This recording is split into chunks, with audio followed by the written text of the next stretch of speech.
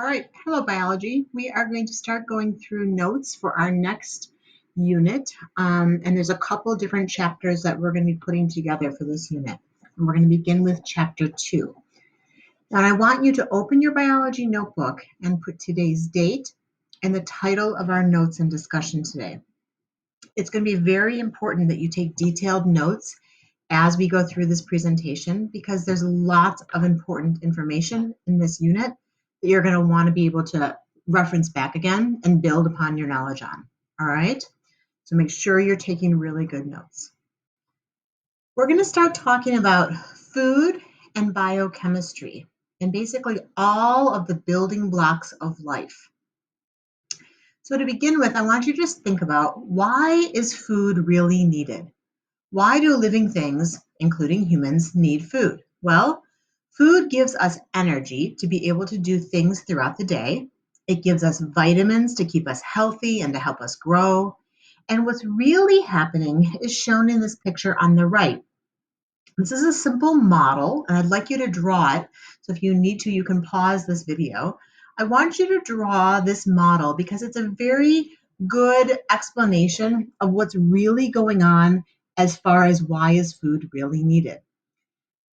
It involves a process called cellular respiration. So cellular respiration is a process that involves lots of little steps, and each step is very carefully regulated. It's called a metabolic pathway. And the whole goal of cellular respiration is to break down energy molecules that we take in food in order to produce something called ATP. ATP stands for adenosine triphosphate. It's called the energy currency of cells. So it's basically the form of energy that cells can directly use.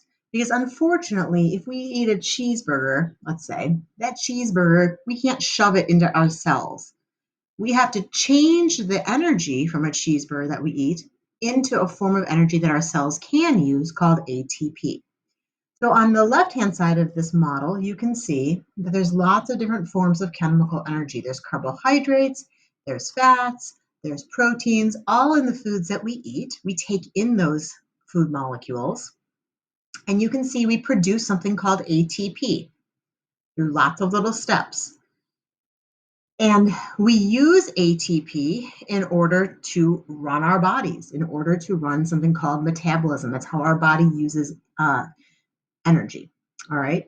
And you can see that as this whole process happens, we produce some waste products. We produce carbon dioxide and we produce water. And we also produce heat, all right? So when our body is making heat from the process of cellular respiration, as well as using ATP, what happens is that heat is what keeps our body in a homeostasis range for body temperature that we talked about. Every time you blow out, when you breathe, you are blowing out carbon dioxide gas, and that gas is coming from cellular respiration. It's a waste product. Kind of crazy when you really think about it. So we know food is needed for this very complicated process called cellular respiration that we can't live without, all right? However, there are places in the world that do not have adequate access to healthy foods. And these places are called food deserts. So a food desert, depending on which source you look at, can be defined as lots of different kind of parts of it. But basically, everyone agrees that a food desert is an area where there is lower income.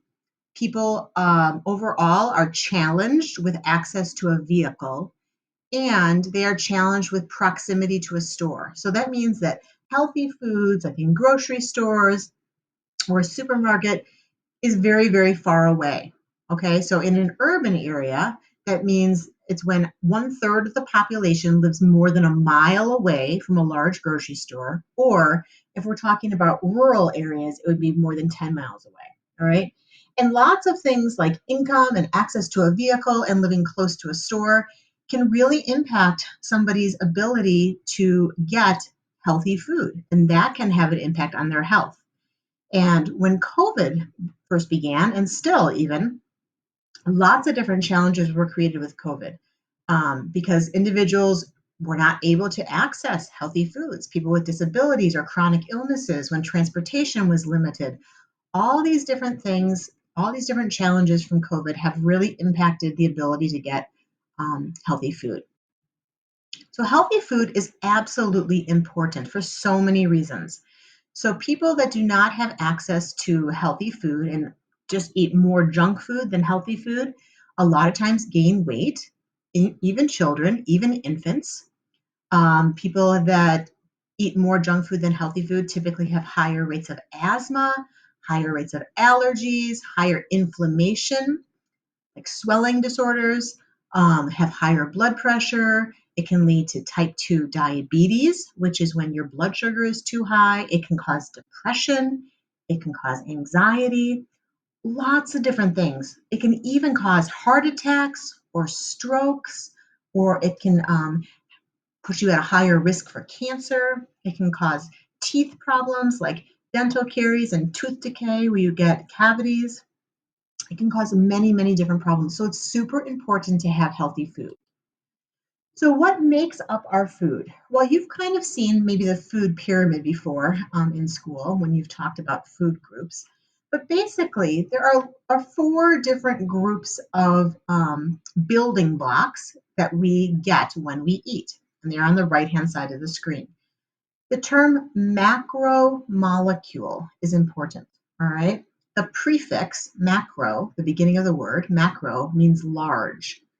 So these are four groups of large molecules, and they're called four macromolecules of life. We have carbohydrates, we have lipids. Lipids are also known as fats. We have proteins, and we have nucleic acids. A couple other terms I want to make sure you're clear on are organic versus inorganic. In science, when we are talking about organic molecules, it means we're talking about molecules that contain the element carbon and they are associated with life. And when we are talking about the opposite, inorganic molecules, these are molecules that are not associated with life and they may or they may not contain carbon. All right. So all of the groups of macromolecules that I just went through on the previous slide, so carbohydrates, lipids, proteins, nucleic acids, all of them are organic molecules. Now, when we're thinking about how different living things are organized, all right, from very large levels down to very tiny levels, I want you to kind of know at least the main groupings of these terms in order, all right? So this is the levels of organization within an organism, all right? So let's just start from the smallest. So from the smallest level, atoms. Atoms make up elements. Elements make up molecules. Molecules make up compounds. Compounds make up cells. Cells make up tissues. Tissues make up organs, and organs make up organ systems. All right, that's just kind of a little glimpse into the levels of organization within an organism. So make sure you know, for example, that atoms are smaller than elements, or an organ is a larger level of organization than a tissue, etc. So let's go back for a second and talk about the main elements that make up your body. All right, there's basically 6 of them. All right, and we like to remember them as CHNOPS, is how we remember them. So carbon, hydrogen, nitrogen, oxygen, phosphorus, and sulfur. All right, those are the main elements that make up your body. So that means that they are super important to have adequate amounts of these elements in order to have us function properly. And of course, there's many other ones that are needed in smaller amounts, but these are the main elements. Now, when we're talking about macromolecules, all right, again, macro means large, and a molecule is something that is formed when 2 or more atoms go together, okay? So in this picture, you can kind of see like these little pieces of puzzle pieces. These are called building blocks, all right? Another term that you should recognize that means the same thing as building block is the term monomer. Mono means one, and mer is just like a unit. So a one unit piece. So like each little piece of these puzzle pieces, those are called monomers. All right. And monomers can be joined together to form a long molecule called a polymer. Poly means many. Okay. So monomer plus monomer makes polymer. The process of forming a polymer from monomers put together is called polymerization. Poly, we're making something big. Polymerization, we're making a polymer from lots of little monomers. Okay? So again, monomers are like little building blocks, little individual puzzle pieces or little individual Legos. In the middle here, you can see there's a polymer of 3 monomers, and on the bottom, there is a polymer of 5 monomers. So polymers can be different sizes, okay? Monomer and polymer are kind of generic terms, meaning small building blocks or large molecules. And then they're going to have specific names depending on which group of biological molecules that we're actually talking about. So when we are joining 2 building blocks to make a larger polymer, okay, so if we've got monomer and monomer, the way that we make them fit together is by removing a water molecule, okay? And you know the formula for water is H2O. That means it requires 2 hydrogens and 1 oxygen.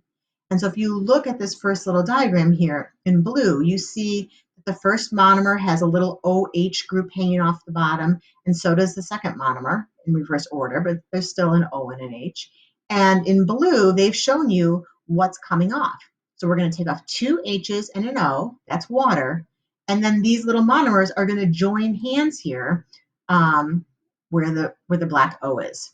Okay, so this process is called dehydration synthesis. That's how 2 monomers are joined. And this joining, this holding hands, this linkage is called a covalent bond. It's a bond in which they share the strength to hold together. And we remove water. So that's called dehydration synthesis. So anytime you are joining monomers to make a larger molecule, the process is called dehydration synthesis. So the opposite would be then if we have a larger molecule like we have on the bottom left, and you want to break apart this polymer into smaller units, we have to add water. And the adding of water is called hydrolysis. So hydro refers to water, and lyse means to cut. So we're literally cutting that holding of the hands by the monomers using water, okay? So dehydration synthesis is always when you are going from small to big, hooking small little pieces together of monomers to make a polymer. And the opposite on the bottom is when you have a polymer and you want to break it apart into smaller pieces, that is called hydrolysis. Okay, so we talked about the 4 classes of biological molecules. We said there's carbohydrates, there's lipids, which are fats, we have nucleic acids, and we have proteins. So we're going to talk about each one of these individually. So first of all, carbohydrates. Carbohydrates are in many, many things that we find absolutely delicious, okay? Carbohydrates are built from sugars.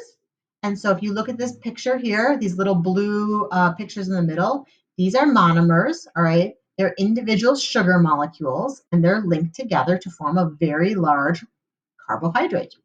And on the bottom is really what this looks like on a more in-depth scale. You can see it's kind of a ring formula here, but this shows these are all the different elements that are present in each of these different sugar molecules. The job, the function of carbohydrates is quick energy. All right, it stores energy for quick use, and it also provides structure. Some examples of carbohydrates are starch, all right? And starch can be in different forms depending on if we're talking about in animals or in plants, all right? So starch is made up of lots and lots and lots of little monomers, all right? As a matter of fact, Generally, they are glucose. That's the name of a specific kind of little sugar molecule. All right. All these little glucose monomers hooked together make a large starch molecule. And if we're talking about what it is called when we're talking about animals, it's called glycogen. Glycogen is animal starch. And if we're talking about what it looks like in plants, plant starch is called cellulose. All right. So different kinds of starch depending on which different kinds of organisms we're talking about. Now, the name for the monomers or building blocks of carbohydrates are called monosaccharides. Mono means one, saccharide means sugar. All right, so the name of the monomer for carbohydrates are called monosaccharides. And all monosaccharides have the same formula, but kind of different shapes. And there's three of them that you need to know. All right, glucose, fructose, and galactose. And there's a little hint here that you notice that all three of these end in ose, O-S-E. That typically means it's a sugar. All right. Here's a picture of their formula of the elements that make up these different sugars, like in a flattened form here. So this is glucose, this is galactose, and this is fructose. And you notice they have all the same three elements. They all have carbon, they all have hydrogen, and they all have oxygen. They're just arranged differently. Okay, now, as far as carbohydrates go, if we put together two monomers, so imagine two little Lego pieces put together, then we have what's called a disaccharide. Di means two, and saccharide means sugar, so it's a double sugar. So anytime you have two sugar molecules joined together, that's called a disaccharide. Now think about how we do that. I told you before, if you're going to add together two monomers, something really important has to come out. Right, it's water. So that is called dehydration synthesis. That's how we make a disaccharide. These are the three disaccharides that you need to know for our class: sucrose, lactose, and maltose. All right. Sucrose is like the sugar that you would find on a table, all right, or a bag of sugar that you'd buy in the grocery store. That's called sucrose. And it is made from glucose joining with fructose. Lactose is the sugar that's in milk or dairy products, and that is made by joining galactose and glucose. And then maltose is a malt sugar that's made by just glucose and glucose. All right. So you need to know that sucrose is a disaccharide, lactose is a disaccharide, and maltose is a disaccharide. And you need to remember which monosaccharides make them up. So how we could kind of remember that, when I used to study this, I would say glucose plus fructose is sucrose. Glu plus fru equals sucrose. Glucose plus fructose equals sucrose, over and over and over again until I can remember it. When we are talking about the very large level of carbohydrates, we are talking about the polymers, all right? And so the name for that is polysaccharide. Saccharide means sugar, so many sugars hooked together. And again, the names of the polysaccharides depend on if we're talking about in plants or animals. Typically, we're talking about cellulose in plants and starch, like we talked about before, with glycogen that are in especially mammals. All right, so that's what you need to know about carbohydrates. All right, so let's just recap. Carbohydrates have only three elements in them. Let's look back for a second at this picture. Carbohydrates have only carbon, hydrogen, and oxygen.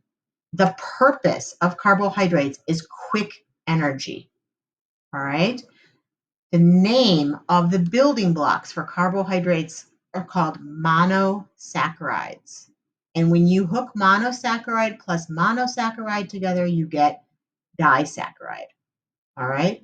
And then we looked at the three different disaccharides you need to know. Okay. And then we ended with talking about how the polysaccharides are the largest level of organization for carbohydrates. Okay, now on to our next group. So keep these like completely separate in your notes. So we're finished with carbohydrates and now we're moving on to lipids. Lipids are fats. All right. Lipids are concentrated energy molecules. Okay, some examples of lipids are fats, oils, waxes, hormones, even sex hormones like testosterone or estrogen. The job or function of lipids is to store energy, but it's long-term energy. Carbohydrates are short-term energy. Lipids are long-term energy. And you get twice as much energy from a fat as you do from a carbohydrate. Okay. Lipids, fats are also really important in making up something called the cell membrane. That's what this picture is over here on the right. All right, on these little circles and these little tails. It's basically the perimeter, which goes all the way around the outside of every single type of cell that exists. It's called a cell membrane, and it's made, a lot of it is from lipids. Lipids are also really important in cushioning our organs in our body to protect them. And it also insulates the body. So think of like whale blubber, how important that is to insulate whales from big changes in temperature in the oceans. You know that some fats are solid and others are liquid. And so that brings up two other important terms that you need to know: saturated and unsaturated. Okay? These are both pictures of lipids, but if you look at the top picture versus the bottom picture, you will notice that in the bottom, there in green, there is what's called a double bond. So two lines that join these carbons. And because of that unique chemical bond, it causes the molecule to be less dense, and it causes it to be unsaturated or liquid at room temperature. Versus the top one, there are no double bonds between those carbons. They are just single bonds only. And so saturated fats like the top one are solid at room temperature. Okay? So typically, animal fats are saturated fats like butter, all right? And plant fats, including like corn oil, are unsaturated. And so the reason there's a red box or a little red line through saturated fats is because it's not as healthy for you. It's harder to break down saturated fats than unsaturated fats. Okay, so that's it with fats. Now, on to our next group. Our next group are nucleic acids. Nucleic acids are genetic material. Genetic material stores information and it transfers information to other cells. All right. There is something called the central dogma of biology. That's kind of the main idea of biology. And what that central dogma states, this is really important that you remember this, is that DNA, which we talked about during our first chapter, is going to code for something called RNA, and RNA is going to code for proteins. And proteins are what are responsible basically for every trait that you see. So nucleic acids, the names of the monomers or building blocks for nucleic acids are called nucleotides. There are 3 parts to every single nucleotide. So this is like one puzzle piece that has 3 little sections to it, okay? Every nucleotide has a sugar, all right? And these little points represent, there's a carbon at each of these little points. So 5 carbon sugar, a phosphate group, and a nitrogen-containing base. All right. Now, these nitrogen-containing bases can be different varieties depending on which we're talking about, if we're talking about DNA or RNA. Okay. And an example of a nitrogen-containing base would be a molecule called adenine. That's what A stands for. Or T stands for thymine. Or C stands for cytosine. Or G stands for guanine.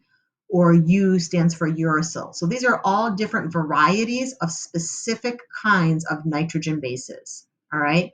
But overall, the monomers, the building blocks of nucleic acids, are called nucleotides. So there's 2 different types of nucleic acids I mentioned earlier. We have DNA and RNA. And you've heard of these both before. DNA looks over here like on the right-hand side, like a double helix containing all sorts of genetic messages, all right? And you can kind of see those different letters I just mentioned kind of going across the middle. So A's and T's and C's and G's. And the order of those nucleotides kind of dictate a specific message, and that is responsible for different traits, okay? On the left-hand side, you can see is RNA. It is only single-stranded. And the big difference between DNA and RNA is that RNA does not have any of the letter T in it, right? No thymine nucleotide, and it contains a different sugar than DNA does. And we'll be talking more about that in one of our upcoming chapters. Okay, the last group we have to talk about are proteins. Proteins are in lots of different foods that we eat. The names of the monomers for proteins are called amino acids, all right? And amino acids, the little building blocks, the monomers, are hooked together to make a very large polymer. And in this case, we're talking about the name of the polymer is called proteins. Every amino acid has three parts, all right? It has a carbon, it has a nitrogen, it has what's called an R group that can be different depending on which amino acid we're talking about. And it has the C double bonded to an O, and then an O, and then an H. All right. Those are the different parts that make up an amino acid, and they are bonded together to make proteins. Now, proteins have four different levels of structure. So here's a little structure that's showing right here on the far left, all the little different monomers, all the amino acids, kind of like little beads on a string, all strung together. That's called the primary structure of proteins. Okay, but then what happens is that long string of beads kind of folds and it twists in two different manners. It can fold into what's called an alpha helix, kind of like round and round and round, kind of like how DNA looks, or it can fold kind of like an accordion back and forth in what's called a beta pleated sheet. That's the secondary level of structure. And then those levels twist and fold even more, and it becomes three-dimensional. That's called the tertiary protein structure. That's the third level of protein structure. And then the last level of protein structure is when this tertiary level of structure combines with another tertiary one, and you have more than one amino acid chain hooked together. Proteins are exceptionally important. There are 8 different jobs or functions of proteins in living things, and you need to know this list and an example of each one. And we're going to go through these, okay? But this is a nice place to have a specific list of the 8 different functions of proteins in living things. So the first function of proteins in living things is defensive, okay? An example of a defensive protein in your body are called antibodies, all right? They are proteins that are part of your immune system. And what they do is they are circulating in your blood and they hook on or bind to foreign particles that are in like viruses or bacteria, and they help protect your body, okay? So defensive proteins, imagine what would happen if we didn't have them, all right? The second important job or function of proteins is structure. So there are proteins that provide structure and support for the cells. So an example of one would be in the bottom right here, like keratin. You might have heard of that. It's a protein that's in hair, in nails, okay? It's also in horns and feathers. Insects and spiders typically use silk fibers to make their cocoons and webs. We also have something called collagen, right? So structure is one important job of proteins. A third really important job of proteins that we're going to be working a lot with are enzymes, okay? Enzymes are proteins that are responsible for carrying out thousands of different chemical reactions that take place in cells. They can build new things and they can tear things apart, okay? But generally, a word that is associated with enzyme is this term called catalyst. Enzymes act as catalysts, and what they do is they speed up chemical reactions. All right, so another word for that is they catalyze, they speed up chemical reactions. They can be used over and over again, and they're very specific. They only work on a particular type of item that is called a substrate. So this picture in the bottom left shows an enzyme, a purple guy. And on the top of the enzyme, you can see there's a little area waiting to have some action that's called the active site. And this yellow and red 2 molecules, they're called substrates. They happen to fit perfectly into that active site. When the substrates are bound to the enzyme, that's called the enzyme substrate complex. And in this fact, it's putting these two things together, the red one and the yellow one, and it's going to spit out the product that happens to be orange, because I guess orange is kind of the mid color of red and yellow. So it's making something, it's synthesizing something, and then the enzyme is ready to be used again. Okay, so that's an example of an enzyme that is building a molecule. All right. The one on the right-hand side, you can see we've got an enzyme that's hooked together with what appears to be two monomers hooked together, and you can see how the enzyme is splitting them apart. Okay, so enzymes can break apart or they can build, but overall they catalyze, they speed up chemical reactions. Proteins can be involved in storage. So an example is the storage of amino acids. So the protein that is in milk, called casein, is the major source of amino acids for baby mammals. Okay, plants also have storage proteins in their seeds. There's a protein that's in egg white that is used as source of amino acids for the developing embryo. So storage of amino acids, that's another job of proteins. Proteins can also be very important in transport. Proteins move things all around organisms. One big example of transport is the molecule called hemoglobin. All right, hemoglobin is a protein that is on your red blood cells that allows you to carry oxygen and carbon dioxide throughout your body. Okay. There are other proteins that transport molecules in and out of cells, but transport is one really important job of proteins. The sixth job of proteins is that they can be hormones. We have many different hormones. Hormones are just basically chemicals that are proteins, in this case, and they are responsible for maintaining homeostasis in lots of different ways. One example of a protein on this list that you might have heard of is insulin, right? Insulin is what is involved in maintaining homeostasis of blood sugar. Receptors. So this looks like a super complicated diagram here, but really all this is a little section of the cell membrane that goes around cells. And the receptors, if you look closely in this picture here, some examples of some receptors would be those that are on the surface of the cell, all right, receiving messages. So for example, you see something called a glycoprotein on here. That's a combination of a sugar and a protein, and it's a little receptor that's sitting on the surface of a cell waiting to receive a chemical message. So they can receive chemical messages. And then the last of all is movement. So proteins are very, very important in movement. As a matter of fact, there are two different types of proteins that involve all your muscles being able to contract and relax, and their names are actin and myosin. Actin and myosin are two proteins that are involved in the movement of muscles. All right. Now, for proteins, the shape of the protein is super important. All right. We talked about how they have a primary and a secondary and a tertiary and a quaternary level of structure. Different shapes mean different jobs. All right. If the shape is disrupted, and sometimes this happens through a process called denature. Denature means to tear apart the structure of a protein.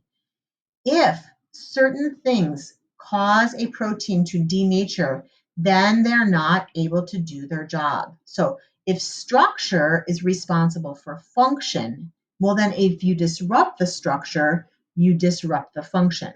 Things that can cause proteins to denature are changes in pH that has to do with the amount of like acidity, temperature, different amounts of ions or charged particles, and also like how soluble the protein is. Okay, so if a normal protein kind of looks like this beautiful spaghetti green strand on the left here, and let's just say we expose it to lots of different acid outside of where it should be, then it kind of unravels, and this denatured protein can't do its job, and that could be absolutely a life and death situation. All right, so let's kind of wrap this back to where we started. So, what are the impacts of food deserts? Think back to everything we've been discussing. What could be the impact on living organisms if they don't obtain their needed nutrients? All right, a lot of different problems. So we discussed a lot today, all right? A lot of different levels of different organization. We discussed the different groups of macromolecules, and we added in a lot of specific vocabulary terms. So please make sure you go back through your notes in your bio notebook, that they're super neat, that you understand them, and make sure you have a little list of if you have questions so that you can ask next time that we meet. All right, thanks so much.